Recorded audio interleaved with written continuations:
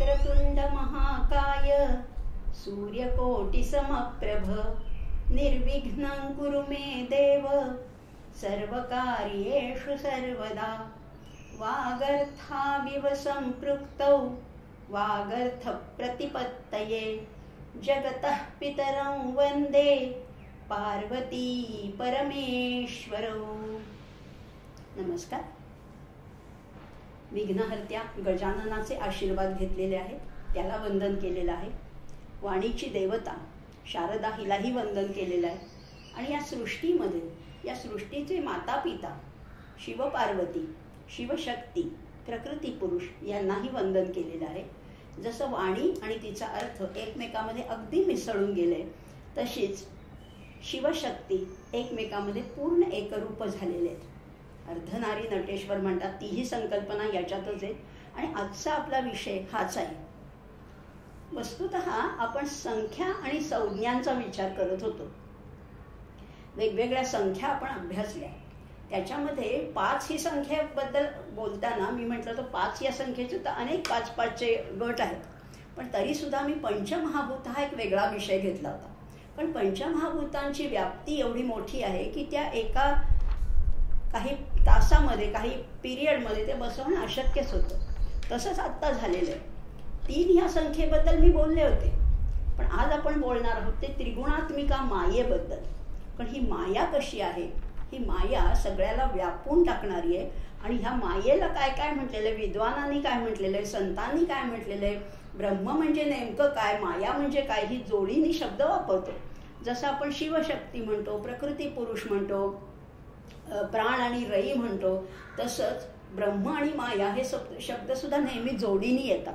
पण ह्या जोडीचा अर्थ तरी नेमका काय आहे? आणि अध्यात्म मार्गावरनं वाटचाल करताना नेहमीच ब्रह्म आणि माया हे शब्द आपल्याला भेटतातच. ब्रह्म म्हणजे आहे काय, नेमकं ब्रह्म म्हणजे आहे तरी काय? तर पहिल्यांदा हे आपण लक्षात घेतलं पाहिजे की ब्रह्म म्हणजे ब्रह्मदेव नाही.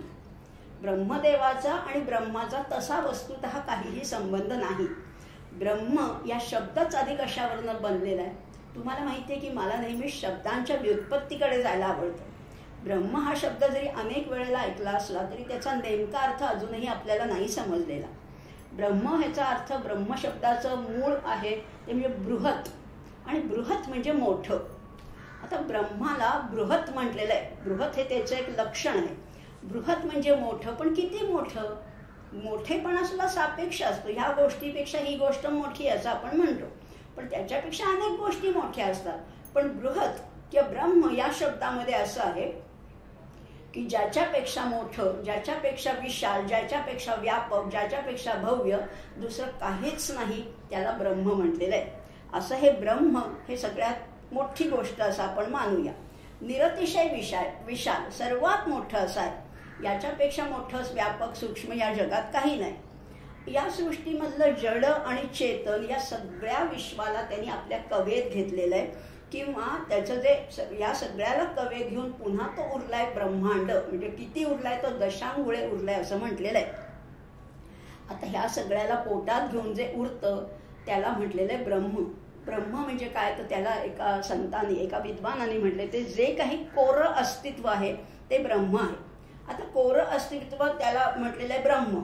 या ब्रह्माच्या ठिकाणी काळाची धारा वाहत नाही. हे ब्रह्म कधी जुनं होत नाही, ते शिळं होत नाही, ते बाल नाही, ते तरुण नाही, ते वृद्ध नाही. म्हणजे तिथे काळाची धारा वाहत नाही. त्याला स्थलाचा विस्तारही नाही की हे आता एवढं होतं आणि आता विस्तारले, असंही नाही. ते आहे तसंच आहे. त्यामुळे तिथे काळाचा धारा नाही, स्थलाचा विस्तार नाहीये, किंवा कारण आणि कार्य हा भाव सुद्धा तिथे नाहीये. त्याला स्वयंभू म्हणणं हे सुद्धा त्याला कमीपणा आणण्यासारखं आहे. आपण कोणाला तरी फार म्हणतो की ह्यांचं स्वयंभू प्रज्ञा आहे किंवा हे स्वयंभू लिंग आहे, असं इथे काहीच नाही. स्वयंभू म्हणणं सुद्धा त्या ब्रह्माला कमीपणा आणण्यासारखं आहे. कारण अहो भू धातू म्हणजे होणं आहे. भू म्हणजे याच्यापासून हे झालं, पण हे झालेलंच नाही ना.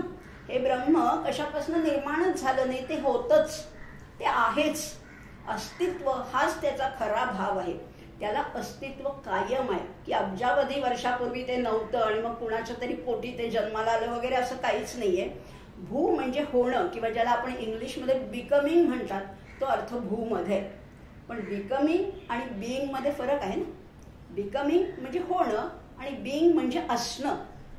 हे असणं, हे अस्तित्व, आणि ह्यालाच म्हणलंय सत. हे कसं आहे ब्रह्म? ते सत आहे, ते चित आहे, ते चैतन्यमय. सत म्हणजे ते आहेच आहे, पण म्हणून ते काहीतरी चैतन्यहीन आहे असं नाही. त्याच्यामध्ये चैतन्य आहे, सत आहे, चित आहे आणि आनंद आहे. म्हणजे या सगळ्या तिन्ही घटकांनी युक्त असं हे परब्रह्म आहे. आणि त्यामुळे इथे बिकमिंगचा प्रश्नच नाही, तर बिईंगचा आहे. त्यामुळे इथे भू नाही आहे, तर इथे असं धातू आहे. इथे सत्ता मात्र आहे, अस्तित्व आहे आणि इजनेस आहे. याच्यामध्ये आपल्याला आणखी सोप्या भाषेत जर का आपल्याला समजेल अशा भाषेत समजून घ्यायचं झालं तर इजनेस, इज आपण हे जे व्हर्ब वापरतो इज, तर हा इजनेस त्याच्यामध्ये आहे. आणि इट इज ऑलवेज देअर. म्हणजे अब्जावधी वर्षापूर्वी होतं, आताही आहे. परंतु तरीही त्याचं वर्णन करता येत नाही, हेच त्याचं वर्णन आहे. त्याचं वर्णन करायला मर्यादा पडतात. शब्द सुद्धा तिथे थिटे पडतात, तोकडे पडतात असंही म्हटलेलं आहे. कारण ते कसं आहे बघा, ते कसं आहे, परब्रह्म कसं आहे, निर्गुण आहे, निराकार आहे, निरवयव आहे, निरंजन आहे, निरुपाधिक आहे, निरुपम आहे, निर्लेप आहे, निश्चळ आहे, निष्कल आहे, निर्दोष आहे, निस्संग आहे, निराभास आहे, निराधार आहे, अक्षय आहे, अतर्क्य आहे, अरूप आहे, अलक्ष्य आहे, अपार आहे, अढळ आहे, अद्वैत आहे, अच्युत आहे. संपलं का? एवढी मोठी यादी वाचली. पण ह्याचं वर्णन करताना ते नाहीपणानेच करायला लागतं. एक तर लागायला लागतं किंवा निर लागायला लागतं. म्हणजे त्याचं वर्णन नाहीपणानेच करता येतं. म्हणून ते कसं आहे, ते अवर्णनीय आहे, वर्णनाच्या पलीकडे, मानवी कल्पनांच्याही अगदी बाहेर ते आहे. ते कमालीचं सूक्ष्म असून सगळ्यांच्या ठिकाणी निरंतर भरलेलं आहे. आपल्या आतही आहे, बाहेर आहे. आणि प्रत्येक जीवजंतूच्या आतही ते परब्रह्म आहे आणि बाहेरही इतकं ते व्यापून आहे. ते सगळ्यांच्या अंगाला अगदी लिकटून बसलेलं आहे. अनेकामध्ये ते एकपणाने राहतं आणि ते सदोदित टिकणारं आहे. राजा असो, रंक असो, स्त्री असो, पुरुष असो, ब्राह्मण असो, शूद्र असो, सगळ्यांच्या ठिकाणी ते समत्वाने वास करते. असं नाही आहे ब्राह्मणाचे ब्रह्म ते सोवळे आणि शूद्राचे ते ओवळे, असंही काही तिथे भेदभाव नाही आहे. किंवा परब्रह्म जे आहे ते पुरुषामध्ये जसं आहे तसं स्त्रीमध्ये सुद्धा तेवढ्याच रूपाने ते अस्तित्वात आहे. मग त्याला पाहायचं तरी कसं? त्याला पाहायचं झालं तर त्याला तेच होऊन पाहायला लागतं, त्याच्याशी तदाकार व्हायला लागतं.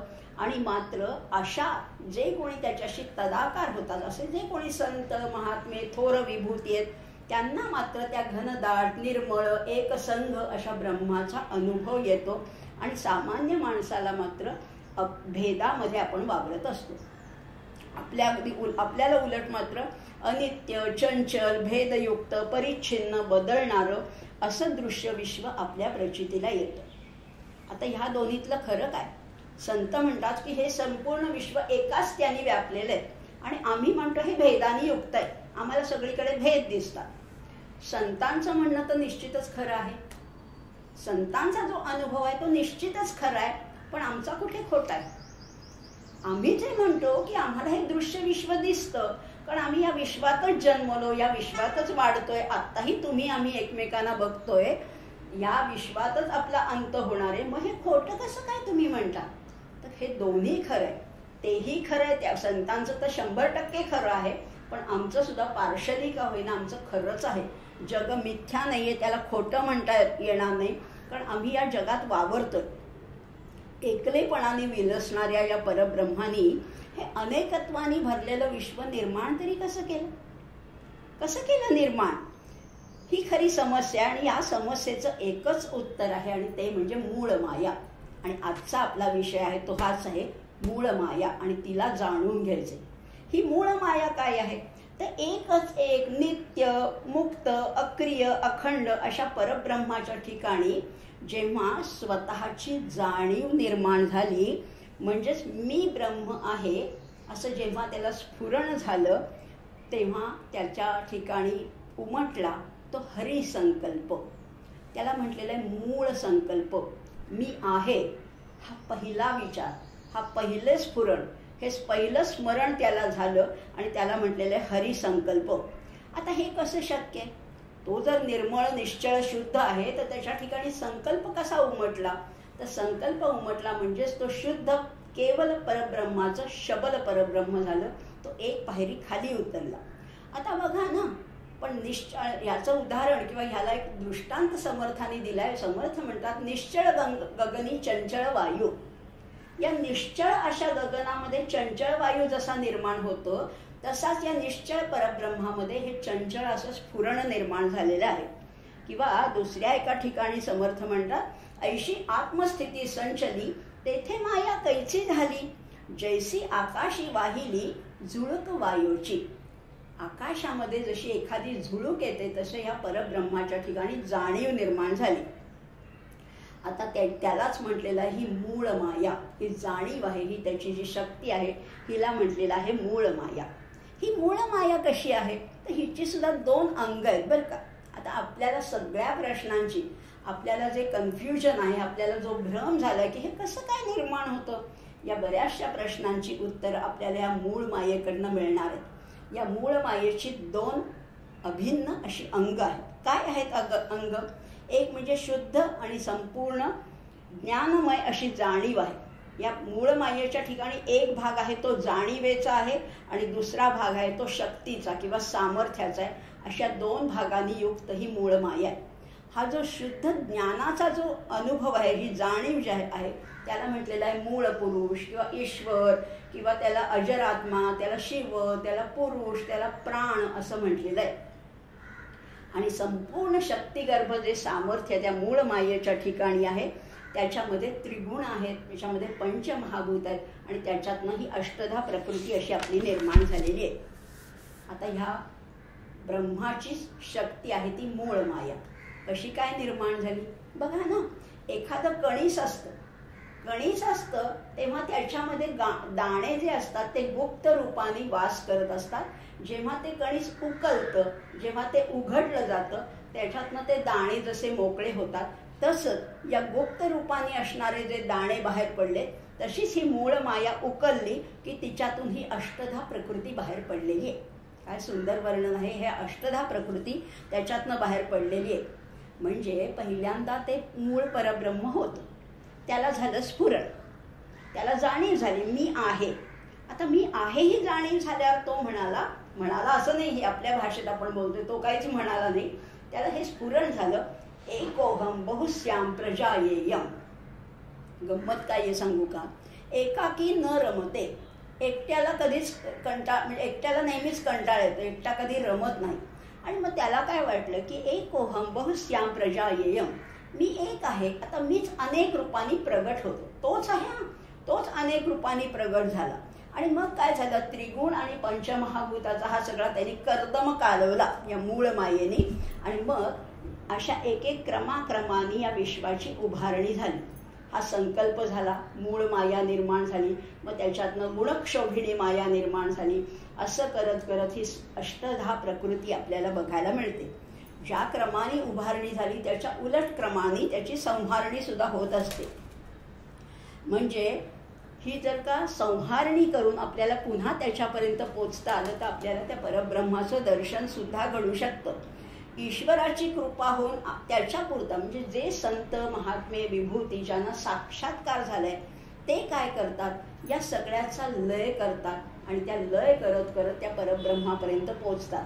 म्हणजे प्रत्यक्ष लय नाही बरं का, प्रत्यक्ष लय करायचाच नाहीये. तो करायचा आहे कशाने लय, तर विवेकानी विचारांनी जे अनात्म आहे ते बाजूला सारायचे आणि ते परब्रह्मापर्यंत आपल्याला पोचायचे.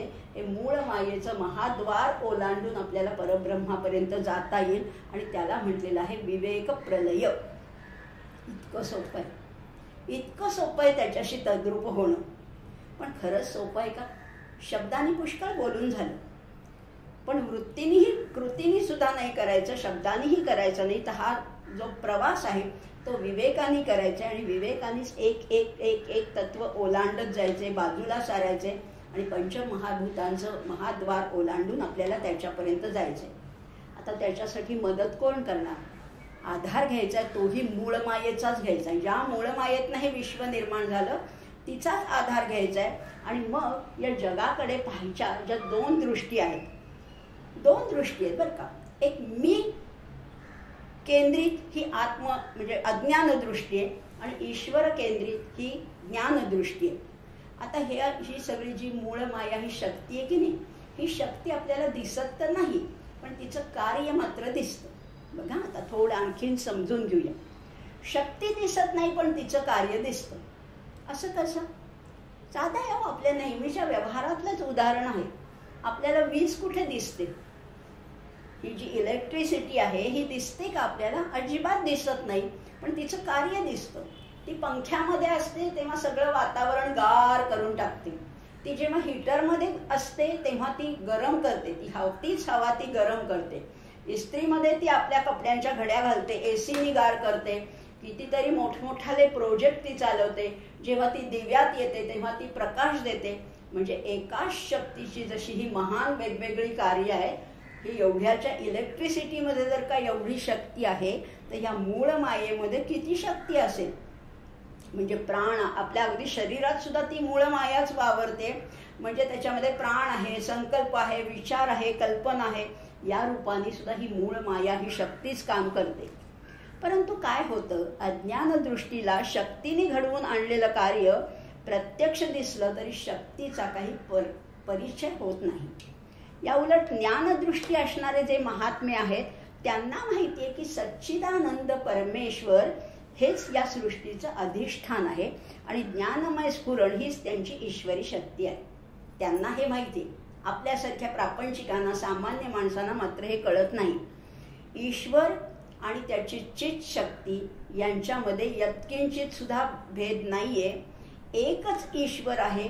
तो स्थिर रूपाने शिव दिसतो आणि गतिमान झाला की त्याची ती शक्ती म्हणून ती अनुभवायला येते. हेच खरं शिवशक्तीचं रूप आहे. आपण आता आणखीन परत हे समजून घ्या. तो जेव्हा स्थिर असतो तेव्हा तो शिव असतो आणि जेव्हा तो चंचल होतो, गतिमान होतो, शक्ती रूपाने कार्य करतो तेव्हा तीच शक्ती होते. त्यामुळे हा शिव आणि शक्तीचा, प्रकृती आणि पुरुषाचा, ब्रह्म आणि मायेचा हा खेळ चालू आहे. अर्धनारी नटेश्वराचं सुद्धा हेच रूप आहे आणि हेच खरं तर अद्वैत आहे. अर्धनारी नटेश्वर म्हणजे निम्म शरीर स्त्रीचं आणि निम्म पुरुषाचं असं आपण मानतो. हे दोघंही म्हटलं तर परस्पर विरुद्ध आहेत, पण विरुद्ध म्हणता येणार नाही तर ते परस्पर पूरक आहेत. त्याच्यावर सुद्धा शंकराचार्यांनी फार सुंदर अर्धनारी नटेश्वर स्तोत्र लिहिलेलं आहे. आता या संपूर्ण विश्वाचा कारभार चालवणारी किंवा पार पाडणारी बिनबोभाट, कुठेही त्याचा गवगवा नाही, कुठेही त्याची जाहिरात नाही, हा संपूर्ण कारभार बिनबोभाट कोण पार पाडते तर ही मूळ माया, ही गुणक्षोभिणी माया किंवा हिला शारदा म्हटलेलं आहे. आता जसं आपण शिवशक्ती, प्रकृती पुरुष म्हटलं तसंच गणेश आणि शारदा हे सुद्धा त्याचंच रूप आहे. आणि कुठल्याही स्तवनामध्ये गणेशाचं पहिलं वंदन असतं आणि शारदेला वंदन केलेलं आहे. त्यामुळे शारदा कशी आहे, तो पुरुष आहे, गणेश हा पुरुष आहे तर ती प्रकृती आहे, तो प्राण आहे तर ती रई आहे. हे सगळे शब्द समानार्थी नाही आहेत, पण तरीही कार्याच्या विभागणीनुसार त्यांचे हे शब्द मूळ प्रमाणात योजलेले आहेत. हा सगळाच मूळ मायेचा पसार आहे. कशी आहे ती? दासबोधामध्ये फार सुंदर वर्णन केलेलं आहे. मायावल्ली फापावली, मायावल्ली फापावली, नाना देह फळी आली, मुळीची जाणीव कळो आली फळामध्ये. ही मायावल्ली आहे ना, ही फोफावली आहे सगळीकडे आणि मग तिला नाना प्रकारची देह फळं लागले. हे सगळे सजीव चराचर सृष्टी दिसत आहे, ही तिची फळं आहेत. ती मुळीची जाणीव कळो आली. केव्हा कळतं? ती फळाचा जेव्हा स्वाद घेतो तेव्हा त्या मूळ मायेचं, त्या बीजाचं स्वरूप आपल्याला कळतं असंही म्हटलेलं आहे. म्हणजे विश्व प्रसवणाऱ्या शारदेचा हा सगळा खेळ आहे. ही शारदा काय करते तर सद्गुरूंच्या रूपाने साधकाच्या मदतीला हमखास धावून येते. आपल्या मदतीला येणारी सुद्धा ही मूळ मायाचे, ही शारदा सगळ्यांच्या अंतर्यामी राहते आणि म्हणून तिलाही वंदन करूया. गणेश शारदाचैव सद्गुरु सज्जनस्तथा आराध्य दैवतं गुह्यं सर्वं मे रघुनंदनः. ही शारदा सगळ्या संत मंडळींना आध्यात्मिक शक्तीचा पुरवठा करणारी सुद्धा ही मूळ मायाच आहे. या मूळ मायेमध्ये काय असतात? आता ह्या मूळ मायेपासून काय निर्माण झाली तर गुणक्षोभिणी माया निर्माण झाली. तिच्यामध्ये त्रिगुण असतातच बरं का. त्या मूळ मायेमध्ये त्रिगुण आहेतच, पण ते कसे होते? ते साम्य स्थितीमध्ये होते. साम्य स्थिती म्हणजे काय? समजा एखादी वस्तू आहे, एखादा पदार्थ आहे किंवा एखादी व्यक्ती आहे, त्याला तीन समान दिशेने तीन प्रकारचे जोर लावले, त्याला ओढायला लागलं तर ती वस्तू स्थिरच राहील. कारण हे तिन्ही जोर आहेत ते समप्रमाणात आणि समान अंतरावर समान दिशेने आहेत, म्हणून ती वस्तू काही हलणार नाही. त्याला म्हटलेलं आहे साम्य स्थिती. या मूळ मायेची ही साम्य स्थिती होती. मात्र ही साम्य स्थिती जेव्हा ढळली, म्हणजेच ह्याच्यातला एखादा फोर्स कमी किंवा जास्त झाला, तेव्हा त्याची विषम अवस्था झाली आणि त्याच्यातनं हे त्रिगुणांची निर्मिती झाली. ही गुणक्षोभिणी, गुणांचा क्षोभ झालाय, अशी ही गुणक्षोभिणी माया त्याच्यातनंच निर्माण झालेली आहे असंही म्हटलेलं आहे. आता ह्या सत्व रज तम या गुणापैकी एक गुण जर का कमी जास्त झाला तर ही विषमावस्था होते. मूळ मायेमध्ये त्रिगुण असतातच, पण ते सुप्तावस्थेत असतात आणि गुणक्षोभिणी मायेमध्ये मात्र ते कार्यरत होतात. हा सगळा विश्वाचा पसारा म्हणजे त्रिगुणांचाच खेळ आहे. खरं तर सगळा खेळच आहे हा. थोडक्यात माया काय तर ही परमेश शक्ती आहे आणि तिच्यामुळेच हे सगळं विश्व निर्माण झालं आणि भगवंत हे सगळ्याचे आदी करतायत. आता ह्या ब्रह्मदेवापासून जे अगदी मुंगीपर्यंत जे काही विश्व आहे ते ह्या मूळ मायेपासूनच निर्माण झालेलं आहे. त्रिगुणात्मक मायेमध्ये ही जी गुणक्षोभिणी माया आहे ना, त्रिगुणात्मिका माया आहे, हिच्यामध्ये त्या ब्रह्माने आपल्या चैतन्याने चिदाभासरूपी वीर्याचं सिंचन केलंय आणि ही विश्व अशी दृश्य सृष्टी निर्माण केलेली आहे. गीतेमध्ये सुद्धा म्हटलेलं आहे, मम योनिर्महद् ब्रह्म तस्मिन् गर्भं दधाम्यहं संभव सर्वभूतानां ततो भवती भारत. म्हणजे कळलं आपल्याला या विश्वाची माता कोण आहे? ही मूळ माया आणि ब्रह्म हा सगळा त्याचा पिता आहे. माता पित्याच्या या जोडीमधनं या सगळ्या सृष्टीचा विस्तार उत्पन्न झालेला आहे. काय काय उत्पन्न झालेले या सृष्टीमध्ये 84 लक्ष जीवयोनी आहेत. 84 लक्ष जीवयोनी. आता त्याचे मुख्य जर का 4 भाग पाडायचे झाले तर ते आहेत उद्भिज, स्वेदज, अंडज आणि जारज किंवा जरायुज. उद्भिजमध्ये सगळ्या वृक्ष, वेली, वनस्पती हे सगळं उद्भिज म्हणजे पाण्यापासून निर्माण झालेलं ते उद्भिज. स्वेदापासनं, घामापासनं किंवा घाणीपासनं निर्माण झालेलं आहे. म्हणजे अगदी डोक्यातल्या ओवा असतील, ढेकूण असतील किंवा असे घाणीत वळवळणारे किडे आहेत, त्याला सगळ्याला स्वेदज असं म्हटलेलं आहे. अंडज म्हणजे काय? जे अंड्यातनं निर्माण होतात ते अंडज. म्हणजे पक्षी असतील, सर्प असतील, हे सगळे अंड्यातून त्यांची निर्मिती होते किंवा पहिल्यांदा अंड असतं आणि मग त्याच्यातनं तो प्राणी निर्माण होतो. आणि चौथा भाग आहे तो जारज किंवा जरायुज. म्हणजे एकाच्या गर्भाशयातनं उत्पन्न होणारा तसाच दुसरा प्राणी, त्याला जारज म्हटलेलं आहे. अगदी माणूस असेल किंवा जी सगळे सस्तन प्राणी किंवा ज्याला आपण मॅमल्स म्हणतो, हे सगळे जारज आहेत. त्याच्यातनं हा स्त्री पुरुष मिलनातनं निर्माण होणारा जारज आहे. आता जो खरा, आता ह्या 4 योनी पाहिल्या, 4 मुख्य योनी आहेत, त्याच्यापासून 84 लक्ष जीवयोनी निर्माण झाल्या. जो खरा ज्ञानी आहे ना, त्याला समजतं की हे जे दिसतंय ना, यत् दृष्टं तद् नष्टं, ते सगळं भासमान आहे, ते सगळं विनाशी आहे, ते सगळं क्षर आहे. आणि अशा महात्म्याला या प्रपंचाचं मिथ्यत्व कळतं. मात्र अज्ञान प्रापंचिक लोक, सामान्य लोक मात्र या भेदातच रमून जातात. या त्रिगुणांच्या भिन्न भिन्न मिश्रणामुळे ही बहुरंगी, बहुढंगी, बहुरत्ना वसुंधरा आपल्याला आकर्षित करते.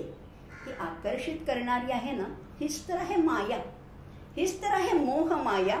या सृष्टीमध्ये क्षणाक्षणाला परिवर्तन आहे, सौंदर्य आहे, विविधता आहे, आकर्षकता आहे. आणि त्यामुळेच अज्ञानी सामान्य मनुष्य यांनी हुरळून जातं. त्याला फार आवडतं, रोज नवीन काहीतरी बघायला फार आवडतं.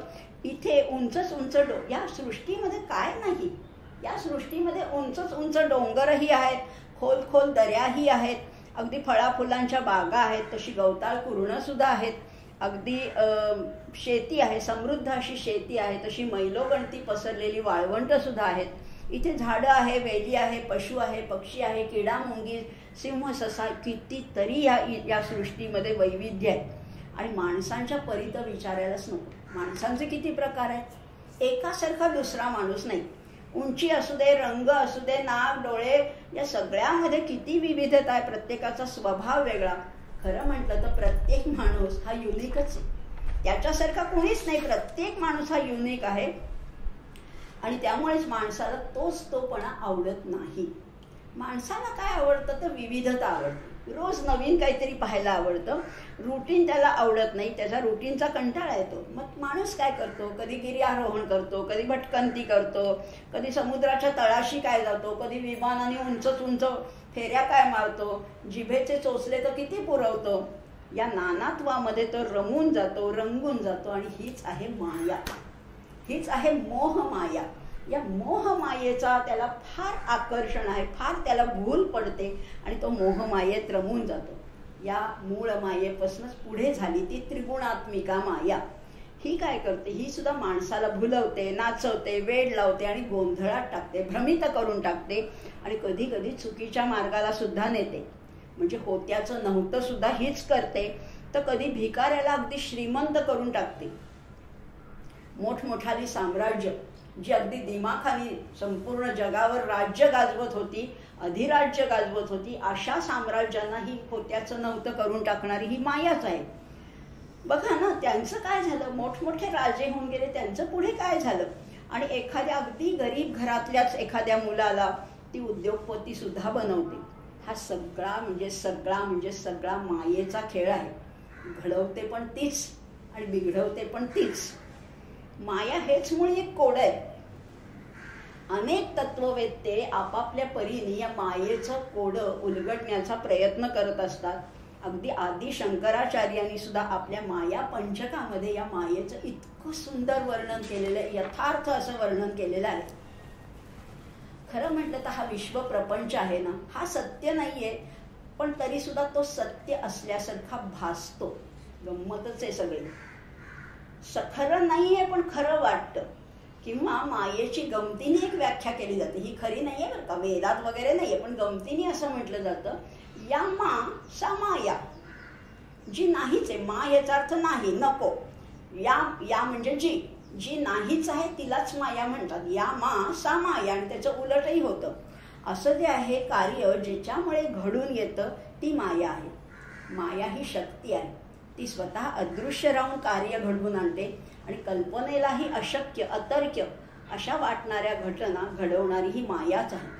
ती काय करते, श्रुतिशत निगमांत शोधकानपि अहह धनादि निदर्शनेन सद्या कलुषयति चतुष्पदादि अभिन्ना अघटित घटना पटीयसी माया. अघटित घटना घडवणारी ही माया आहे. आणि मग वेदांताच्या संशोधनात घडून गेलेल्या विद्वानांना सुद्धा ही वित्त वैभवाचं प्रलोभन दाखवते, आकर्षण निर्माण करते आणि त्यांची बुद्धी कलुषित करते. आपण अनेक उदाहरणं पाहतो. अगदी फार उच्च पदाला गेलेले, उन्नतीच्या मार्गाने गेलेले कितीतरी लोक क्षणात असे झटकन खाली येतात, अधोगतीला लागतात. याला कारण सुद्धा ही मायाच आहे. त्यांना पशु बनवून धनिकांच्या दारामध्ये उभी करणारी सुद्धा ही मायाच आहे. त्यांना ती राबवून घेते. ही माया आहे ना, खरोखर ही जादूगारीने अकल्पित, अतर्क्य अशा घटना घडवून आणण्यात ही मोठी पटी अशी, म्हणजे अतिशय कुशल आहे, पटू आहे, वाकबगार आहे. ही माया परमेश्वराची अनिर्वचनीय शक्ती आहे. तिच्या साह्यानेच, ती नसती तर ह्याला काहीच करता आलं नसतं. तिच्या साह्यानेच हा विश्व प्रपंचाचा डोलारा तोच उभा करतो. हा शुद्ध चैतन्य, हा निर्विकार आहे आणि त्यामुळे तोही त्याच्या ठिकाणी कर्तृत्व नाहीये. आणि त्याच्या उलट माया ही स्वभावतः जड आहे, म्हणून तिच्याही ठिकाणी कर्तृत्व नाहीये. समजून घेऊया, ब्रह्म स्वतः काहीही करू शकत नाही. चैतन्य त्याच्याकडे भरपूर आहे, पण चैतन्य एक साधी टाचणी सुद्धा उचलू शकत नाही. त्याला शरीराचा आधार लागतो, त्याला मायेचा आधार लागतो. पण माया सुद्धा एकटी स्वतः काहीच करू शकत नाही, पण ती जड आहे. तिच्या ठिकाणी चैतन्य नाही आहे. त्यामुळे दोघं मिळून हे कार्य करत असतात. माया आणि ब्रह्म, शिव आणि शक्ती, प्रकृती आणि पुरुष, रई आणि प्राण. आणि आता आपण बघितलं जसं गणेश आणि शारदा ही सगळी तो आणि तिची रूपं आहेत. त्यामुळे एकमेकांशिवाय त्यांना काहीच करता येत नाही. Without him she cannot exist and without her he cannot manifest. एवढंच ह्याचं सार आहे असं म्हणूया.